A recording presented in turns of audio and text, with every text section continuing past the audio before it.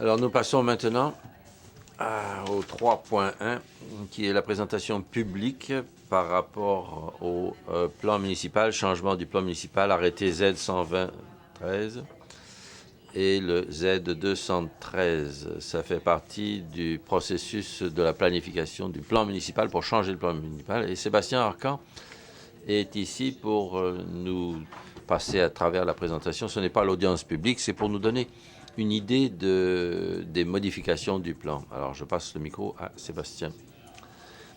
Aujourd'hui, comme vous l'avez mentionné, a lieu la présentation publique officielle qui est requise par la loi sur l'urbanisme. So the goal of today's meeting is to provide an overview. L'idée, c'est de donner un survol sur les propositions du Z113 et Z213. C'est-à-dire le plan municipal et l'arrêté de zonage. Et encore une fois, il faut mentionner que ceci n'est pas l'endroit pour que le public puisse s'adresser au conseil. Je voudrais par contre remercier le public d'être ici en grand nombre, s'ils sont venus pour cette raison. Mais ils auront l'occasion de s'adresser au conseil, s'ils le veulent, le 2 décembre, qui est la date prévue pour l'audience publique. Aujourd'hui, c'est une session d'information. Donc la présentation va se diviser en 3 parties. D'abord, on va faire un survol du plan proposé. Le document est environ 400 pages de long. Évidemment, je ne passerai pas à travers tout le document, ce serait impossible. Mais ce que je vais faire, ou essayer de faire, c'est de présenter les points saillants du plan et offrir un survol assez général pour le public. Et puis ensuite, voir les arrêtés pour voir s'il y a assez d'accords. La deuxième partie de la présentation sera un aperçu sur l'arrêté de zonage. Encore une fois, je vous épargnerai chaque section de l'arrêté de zonage, c'est de la réglementation, et ce n'est pas facile à présenter au public en général. Mais je me concentrerai sur les éléments clés. Et finalement, troisièmement, on dira comment obtenir les documents et comment soumettre des commentaires à la ville et au conseil. Alors, le plan municipal est un plan à long terme. C'est pour traiter des enjeux, mais aussi de positionner la ville afin qu'elle soit capable de traiter les besoins de la communauté dans 25 ans. S'accroître de quelques 19 000 personnes au cours des 25 prochaines années. Cette projection d'accroissement a été établie en fonction de l'attitude positive de la municipalité et de sa confiance en sa capacité de continuer à attirer de nouvelles entreprises, des touristes et de nouveaux arrivants vers notre région. La Ville reconnaît toutefois devoir continuer à se concentrer sur la durabilité et la qualité de vie globale dans la collectivité pour pouvoir, dans l'avenir, demeurer compétitif au sein de notre région.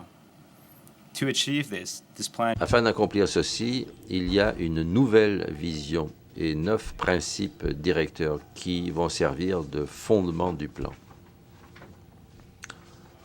Alors, je vais passer à travers certaines parties importantes du plan municipal qui sont, comme je l'ai mentionné, tirées des principes directeurs. Afin d'accomplir ces plans directeurs, il y a une stratégie d'utilisation des sols et de croissance. Cette section va offrir un survol sur la façon de faire pour la ville en matière de croissance et des changements dans la grandeur de la ville. C'est le respect de la nature. La salubrité de l'air, de l'eau, du sol est essentielle à la réussite sociale, culturelle et économique à long terme de notre ville ainsi que de notre région. Un aspect essentiel de la stratégie consiste dans la protection de notre environnement naturel et la durabilité des ressources naturelles de notre collectivité dans l'intérêt à long terme. La stratégie reconnaît, entre autres, le besoin de protéger nos bassins hydrographiques, réduire la pollution et aussi de conserver nos ressources naturelles. D'autres importants facteurs à considérer sont la mesure à prendre quant au changement climatique et au coût futur de l'énergie. Un autre aspect important de la stratégie de croissance, c'est le développement de connexions de nouveaux parcs et de sentiers. Ce système aidera à traiter de différents buts l'accroissement de l'amélioration de systèmes et l'amélioration du système de transport, distribution de aires de loisirs à travers la ville et dans nos quartiers. C'est une étape importante qui aidera à préserver la fondation naturelle de la ville, qui permettra d'avoir des aires de loisirs et qui bénéficiera à tout le monde. Un autre aspect important du plan municipal, c'est d'avoir une croissance plus compacte. Quand je l'ai mentionné, la population on prévoit qu'elle va croître de 19 000 personnes d'ici 25 ans. Où et comment il y aura cette croissance doit être considéré, et c'est important pour toute municipalité. Un concept important de la stratégie de croissance concerne la limite de viabilité qui va encourager la densité aux bons endroits. Cette limite permettra à la ville de profiter des ressources, de renforcer le centre-ville et le développement urbain de notre ville, tout en maintenant un caractère urbain à l'extérieur, un maintien caractéristique rural à l'extérieur des limites. J'ai parlé du fait que un des buts de la limite de viabilisation, c'est de revitaliser le centre-ville. Municipal consiste à poursuivre l'aménagement de notre ville d'une manière qui soutiendra l'aménagement continu du centre-ville de Moncton comme endroit accueillant et vivant, où on peut travailler, résider, magasiner et s'amuser non seulement pendant la journée, mais en tout temps.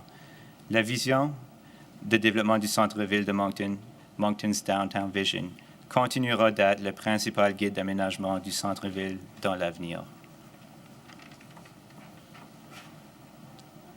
Mixed-use corridors at the city. Centre à usage mixte et corridor. Le centre-ville, comme je l'ai mentionné, c'est le centre d'usage mixte et c'est le centre prioritaire pour la densification. On continuera d'offrir des incitatifs pour le développement qui seront uniformisés avec le plan. Encouragement du développement, de l'aménagement à l'intérieur. La stratégie reconnaît le rôle d'autres centres dans la ville. La stratégie appuie l'évolution continue et le développement de centres à l'extérieur du centre-ville, comme des régions plus denses Ces régions seront un complément au centre-ville existant. Une autre chose dont on parle souvent est dans la municipalité où on a des terrains vacants qui représentent des superficies relativement considérables pour la ville. Ces terrains ont accès aux services, sont très près de nos centres, mais n'ont pas encore été développés. On a une opportunité ici de créer des quartiers complets où on va avoir des options de logement, des liaisons routières ou des sentiers, l'accès au transport en commun, des parcs et des espaces verts additionnels et autres sortes de communautés et autres services directement dans ces quartiers-là.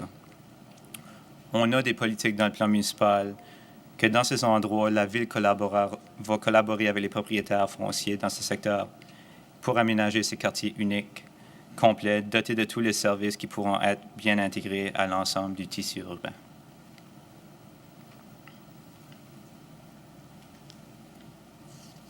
The strategies we just... Les stratégies que je viens de présenter créeront un centre beaucoup plus vivable. Mais il y a plus. La vision, ce n'est pas seulement de créer des collectivités qui fonctionnent correctement, mais qui sont vivantes, qui sont sécuritaires. Et il faut se concentrer sur ce genre de choses qui ajoutent de la valeur et de la durabilité. Il faut se concentrer sur les besoins des humains afin que tout le monde se sente accueilli à Moncton. Donc ça, c'était l'aperçu de l'arrêté de zonage de la ville de Moncton. Le document de 400 pages est disponible sur le site web de Moncton, mais je suis confiant que nous venons de voir les aspects importants. Le reste du temps, je vais le passer à parler de l'arrêté de zonage. Encore une fois, c'est un document qui est très difficile à résumer, mais je vais faire de mon mieux et je vais me concentrer sur les éléments clés en matière de changement. Pour ceux qui ne le savent pas, c'est un outil utilisé par la ville pour guider le développement, l'aménagement en ville. Il faut établir différentes zones à l'intérieur de la ville avec certains aménagements et certaines activités. L'emplacement des zones, on les trouve sur la carte de zonage qui fait partie de cet arrêté.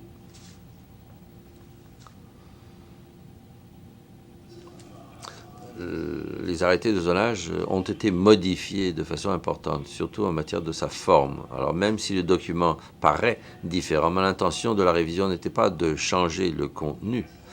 Cela étant dit, afin que ça reflète des nouvelles politiques, les arrêtés de zonage, en fait, ont dû passer par certaines modifications. Mais en bref, l'arrêté de zonage a été réorganisé dans le but d'en améliorer son utilisation. On a catégorisé les provisions qui étaient similaires sous différentes parties dans l'arrêté de zonage. Ça fait qu'on sent que nous, en tant qu'utilisateurs de cet arrêté-là tous les jours, ça va être beaucoup plus facile et aussi ça va être plus facile pour le public de s'en servir. De plus, les usages permis dans les différentes zones ont été classifiés sous forme de tableaux qui devraient sans doute simplifier leur utilisation.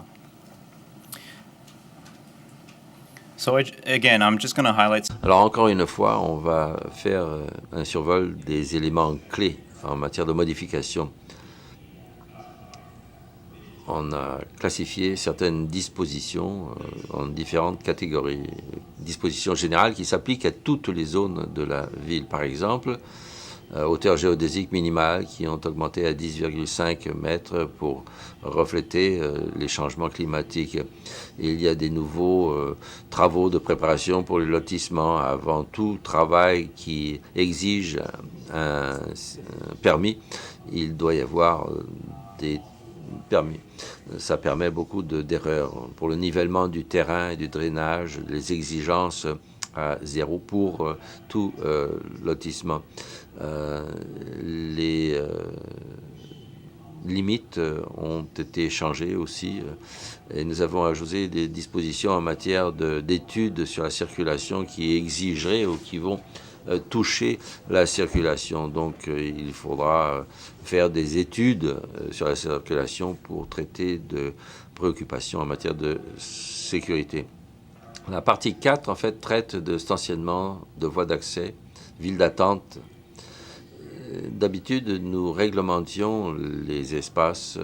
Ce ne sera plus le cas dans l'arrêté de zonage parce qu'il y a la réglementation en vertu de la réglementation de la provinciale.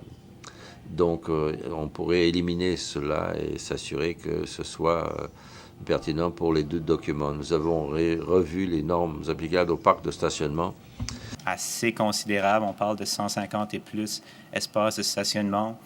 Il va y avoir des nouveaux standards qui vont assurer que ces stationnements-là sont mieux aménagés, sont plus verts, sont plus sécuritaires et plus efficaces tout en même temps. Puis aussi, au niveau du service au volant, on met des nouveaux règlements d'un côté pour tout ce qui est design, mais aussi du côté où on a les comptoirs pour faire les commandes. On a appris dans le passé que ça peut gêner certaines propriétés qui sont avoisinantes. Ça fait qu'on a des nouveaux standards où il va y avoir une séparation minimale entre ces usages-là et les propriétés résidentielles avoisinantes. Puis aussi, au niveau d'exigence aux garderies de type commercial, on a eu des problèmes dans le passé où le stationnement n'est pas permis sur la rue. Ces nouvelles garderies-là devront aménager des espaces de stationnement supplémentaires. Encore une fois, c'est pour adresser des questions de sécurité.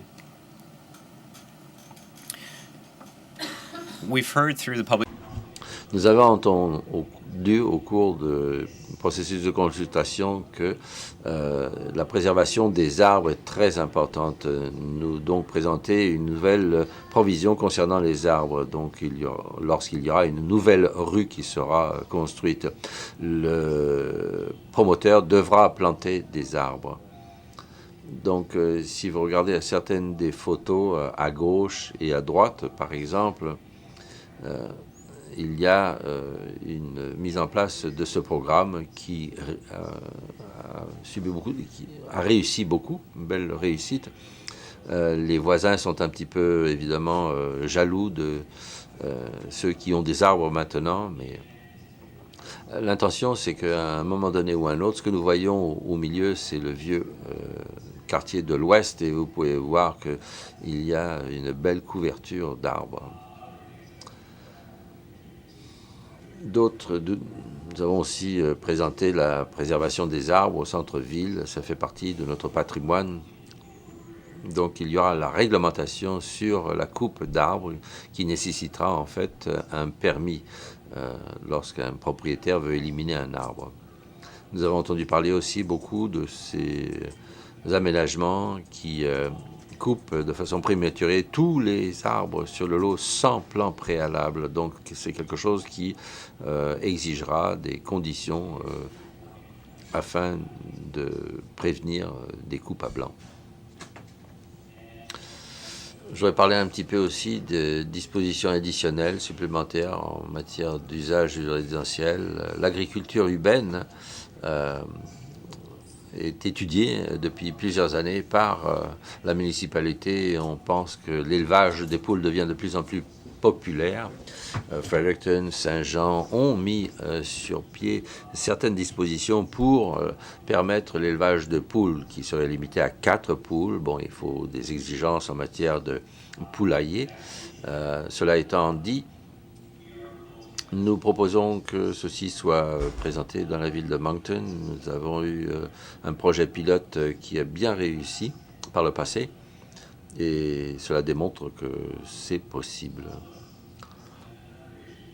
Un autre sujet aussi, c'était il y avait une deuxième utilisation de garderie où nous permettions jusqu'à 15 enfants. Mais lorsque nous avons consulté la province et étudié la loi sur les services de la famille, il y a eu une limitation à 9 enfants, dépendamment de l'âge. Alors nous avons dit que nous allions faire la même chose que cela disant, tous les foyers garderies existants à l'heure actuelle pourront continuer d'exploiter les garderies comme deuxième utilisation d'une résidence. On a parlé aussi de marge de retrait. Nos cours d'eau sont très importants, aussi bien pour les possibilités récréatives que pour les capacités de pollution. Donc les marges de retrait le long des cours d'eau, il n'y aura pas, dans une distance de 30 mètres, il n'y aura pas de possibilité. Les zones résidentielles qui sont adjacentes à des chemins de fer, il y a une marge de retrait de 30 mètres entre le droit de passage et la section réservée pour les résidences. On pense que cela pourra réduire les problèmes en matière de sécurité, aussi de bruit, de vibration qui est causé par les chemins de fer. La partie 10, c'est les normes de conception. Ce que nous avons fait ici, c'est que nous avons mis à jour nos normes de conception. C'est surtout pour les habitations multirésidentielles, 3 logements et plus. C'est pas que les gens soient contre, ils veulent tout simplement voir quelque chose qui soit esthétiquement plaisant. Donc il y a des nouvelles normes esthétiques avec les éléments de finition à l'extérieur, les marges de retrait aussi, les accès à des régions de stationnement, des zones tampons entre les zones résidentielles et aussi des normes en matière d'architecture. On pense que ce sont des choses qui s'intégreront bien dans les quartiers, les zones résidentielles. Alors je pense qu'il y a beaucoup de personnes qui sont ici parce qu'ils ont peut-être reçu une lettre. Alors nous avons été très occupés au standard. Alors maintenant, je voudrais remercier mes collègues au service, mes urbanistes collègues, grosso modo, qui ont répondu à tous les appels téléphoniques depuis plusieurs jours. Et je vous demande pardon si nous ne nous avons pas contactés au téléphone, mais cela se fera d'ici quelques jours. Cela étant dit, nous avions envoyé 4500, peut-être plus, lettres pour informer les citoyens de certaines modifications sur leur propriété. peu d'impact sur les propriétaires. En discutant avec ces propriétaires-là, je dirais 98% des gens étaient très contents avec les changements qu'on proposait. So I will just highlight. Alors, je vais tout simplement passer sur les éléments, les points saillants de ces changements pour que tout le monde soit au courant. Par exemple, il y a beaucoup de gens qui ont reçu une lettre disant qu'ils avaient une zone MU1 ou MU2. Alors même, et ça c'est pour multifamilial, nous appelons ça maintenant R3, et donc il y aura des nouvelles normes et des nouvelles normes pour les marges de retrait. Donc si vous avez reçu une lettre, même si vous avez une maison unifamiliale, c'est encore possible que vous soyez dans un zonage MU. Mais dans la plupart des cas, si vous avez un lot de 50 par 100 et que vous avez une maison unifamiliale, ces modifications n'auront absolument aucune répercussion sur votre propriété. Ces changements ciblent surtout des nouveaux lotissements, des nouveaux aménagements et pour les propriétaires, les promoteurs qui veulent construire des bâtiments à logement. On a fait la même chose avec UR1 et UR2, c'est très semblable. Alors c'était un petit peu un dédoublement de termes. On les a combinés, on les appelle maintenant tout simplement la zone UR. Et c'est pareil, nous avions envoyé des lettres aux propriétaires pour leur dire que ça n'allait pas vraiment avoir de répercussions sur leur propriété, parce que c'est la même chose pour les tourismes et les zones de touristes et de récréatives, TR1 et TR2, il y a très peu de propriétés. On parle de la région de la côte magnétique, certains propriétaires, et bon, ils comprennent cela. Et il y avait une zone d'utilisation de gouvernement, donc on a appelé ça de P1, ce qui permet l'utilisation de gouvernement. D'autres changements, habitation urbaine. Beaucoup de propriétaires ont reçu cette lettre. Donc la zone R2U, c'est le vieux West End, les quartiers dans la région du parc Victoria. Donc tout ce qui était avant les années 1950. À l'heure actuelle, dans les arrêtés de zonage, on peut bâtir jusqu'à 8 résidences s'il y a le stationnement adéquat et les marges de retrait. Cela étant dit, ce que nous voulions faire, c'est nous voulions éviter qu'un propriétaire achète plusieurs propriétés, détruise toutes les maisons unifamiliales et construise quelque chose de gros. Donc on a limité la densité à 4 si vous construisez un nouveau bâtiment, ou bien si vous ajoutez un bâtiment. Vous pouvez avoir jusqu'à 6 logements si l'empreinte ne change pas. Cela étant dit, l'intention ici, c'est pour protéger ces propriétés, certains quartiers établis qui représentent quelque chose d'important pour le patrimoine de la ville. Donc beaucoup de propriétaires nous ont rappelé pour nous demander pourquoi ils avaient reçu ça. Ils disent, j'ai une maison unifamiliale, ça fait 40-50 ans que je suis là. Oui, vous avez raison, ça ne vous touche pas, parce que vous avez une habitation unifamiliale, donc il y a peu de potentiel pour de l'aménagement nouveau. Cela étant dit, nous avons décidé d'envoyer ça à tout le monde pour être sûr que tout le monde soit mis au courant. Et finalement, un dernier changement, les propriétés qui sont à côté, à proximité de l'école Harrison Tramble, où c'est rezoné VIP, qui est un zonage industriel désuet, et maintenant la plupart de ces industries sont plutôt une utilisation urbaine commerciale. Nous avons changé cela de VIP à suburbaine commerciale ou urbaine commerciale. On a contacté les gens et ils étaient en accord avec ces changements. Je pense que l'élément clé ici, c'est que tout le monde avait reçu une lettre. Alors la révision publique et la consultation publique. Et si vous êtes venu pour voir cette présentation, j'espère que tout ceci va clarifier les choses pour vous. Sinon, continuez de nous appeler au conseil. Tous les thèmes du plan municipal ainsi que toutes les sections de l'arrêté de zonage. Donc, j'encourage le public de consulter les documents sur notre site web, planmoncton.ca. Je sais qu'il y a des gens qui avaient de la difficulté, ils nous ont proposé des changements, on s'est adapté, on essaie de le faire un peu plus user-friendly. But if I can suggest something... Mais si je peux vous suggérer quelque chose, d'abord et avant tout, nous avons une ébauche de guide en matière des changements. Alors, allez le voir. Le but, c'est d'expliquer ce qu'est un arrêté de zonage, comment se servir d'un arrêté de zonage, comment le lire, et aussi les points saillants des modifications. Je sais que ces documents peuvent être assez rébarbatifs et assez épais, mais je vous suggère d'aller voir ce document pour commencer. C'est un guide. Ça vous aidera peut-être à trouver ce que vous cherchez. Alors nous avons aussi des documents en support papier, ils sont au bureau, deuxième étage, c'est pour la consultation sur les lieux seulement, parce que c'est des documents qui sont très très gros, on ne veut pas en imprimer trop, aussi bien pour des raisons environnementales que pour des raisons financières. Ça représenterait beaucoup de papier. Mais nous avons des documents papier. Il y a une belle salle où vous pouvez la consulter en vous asseyant et puis revoir ces documents. Il y aura toujours quelqu'un pour répondre à les questions. Le but de la présentation publique était d'expliquer les changements clés. Donc, officiellement, on débute la période de 30 jours pour soumettre les objections écrites face à nos arrêtés. Donc, la date limite pour soumettre vos objections est le 20 novembre 2013. Puis, suite à cela, le 2 décembre, comme j'ai mentionné auparavant, on aura l'audience publique.